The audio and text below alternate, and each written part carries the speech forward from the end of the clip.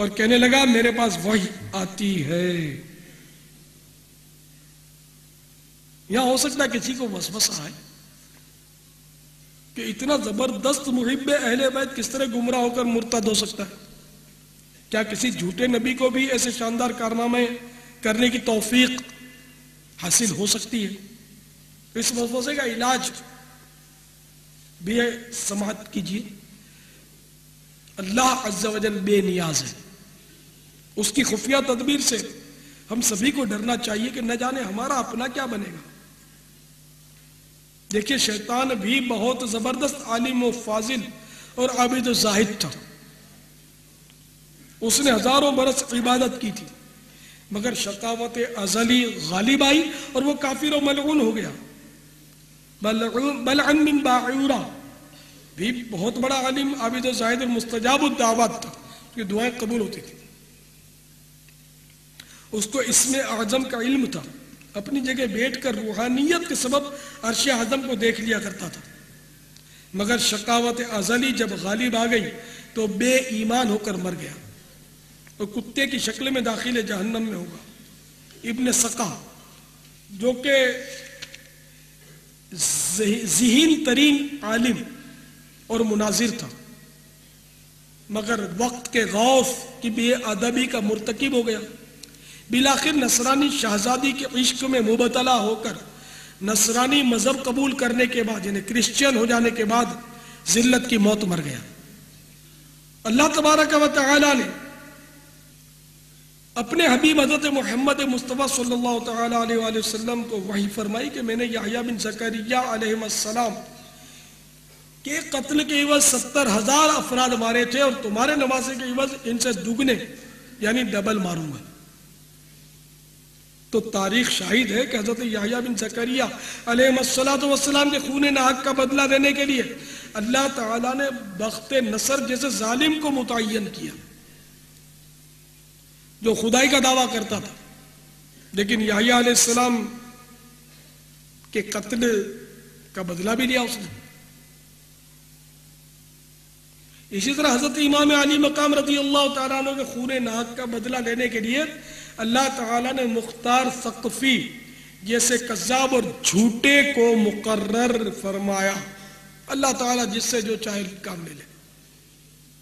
اللہ تبارک و تعالیٰ کی مصلحتیں خود وہی جانتا ہے، وہ اپنی مشیت سے ظالموں کے ذریعے بھی ظالموں کو ہلاک کرتا ہے۔ چنانچہ پارہ 8 سورۃ الانعام آیت نمبر 129 میں ارشاد ہوتا ہے وَكَذَلِكَ نُوَلِّي بَعْضَ الظَّالِمِينَ بَعْضًا بِمَا كَانُوا يَكْسِبُونَ۔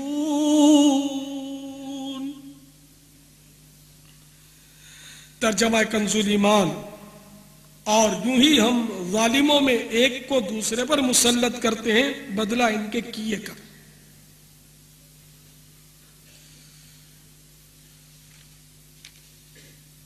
میٹھے میٹھے پیارے پیارے اسلام بھائیوں،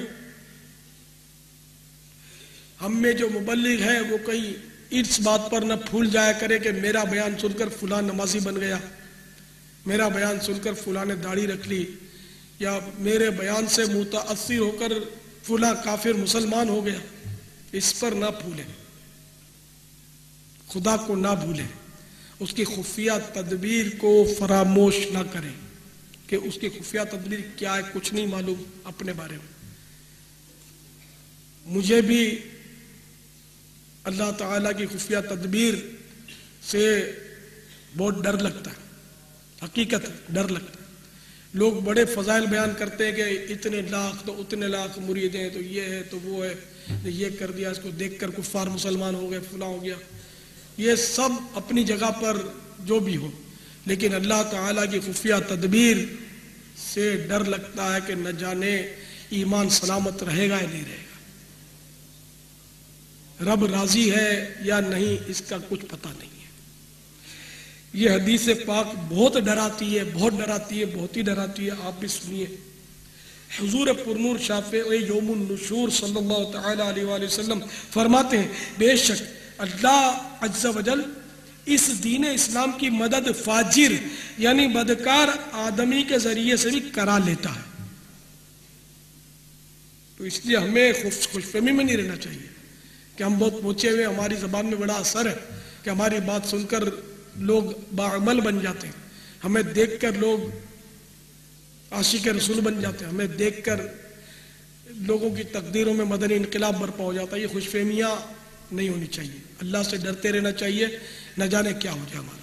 جیسے مختار سقفی کا بھی آپ نے سنا کہ اتنے زبردست کارنامے انجام دیے اس نے، اور محبین اہل بیت کے دلوں کو جیت لیا، لیکن خود بدبخت تھا، نبوت کا دعویٰ کر بیٹھا نا.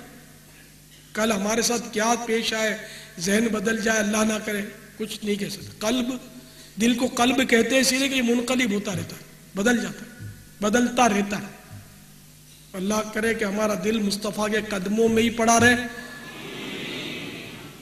بدلنا کجا بدلنے کا سوچے بھی نہیں، کہ انہی کے قدموں میں، انہی کے دامن سے بندھے رہنے میں ہی عافیت عافیت اور عافیت ہے.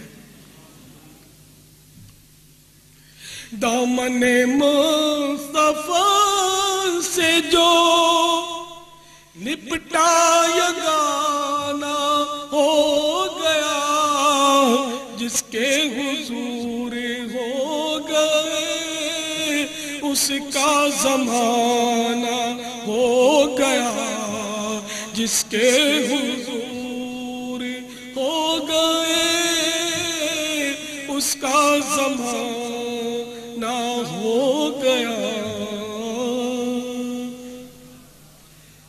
تو بہرحال ہمیں ہر وقت اللہ